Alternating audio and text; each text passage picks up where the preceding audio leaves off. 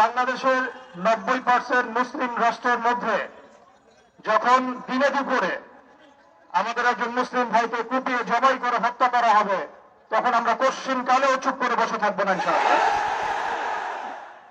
আমরা সর্বপ্রথম আমাদের প্রশাসন, সরকার এবং ঊর্ধ্বতন কর্তৃপক্ষকে বিনয়ের সাথে অনুরোধ করতে চাই, এই সন্ত্রাসী সংগঠন ইসকনকে অনতিবিলম্বে বাংলাদেশের মাটি থেকে বহিষ্কার করতে হবে।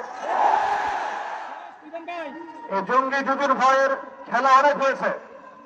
বাংলাদেশের মুসলিম শান্তিকামী মুসলিম, কিন্তু এমন কোন পদক্ষেপ আপনারা নিতে যাবেন না বা ভুল করবেন না যাতে বাংলার তাওহীদি জনগণ আবারও জেগে ওঠে। আমরা আল্লাহর কসম করে বলছি, যদি বাংলাদেশের তাওহীদি জনগণ একটাবার জেগে ওঠে, এর আগের মানুষরা তো পালানোর পথ পেয়েছে, আপনারা কিন্তু পালানোর পথে পাবেন না ইনশাআল্লাহ। আমরা উগ্রতার পথ বেছে নেব না, আমরা শান্তির পথ বেছে নেব ঠিকই, আমরা ধৈর্য দেবো ঠিকই, কিন্তু আর কতজন ভাই মারা গেলে আমাদের হুঁশ ফিরবে? আর কতজন ভাই মারা গেলে আমাদের হুঁশ ফিরবে?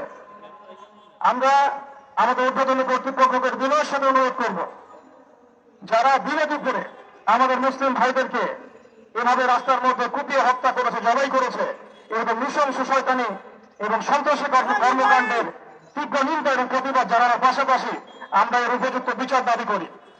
এখানে অনেক মুরব্বী কেরাম আছেন, আমি ছোট মানুষ, বেশি কথা বলতে চাচ্ছি না।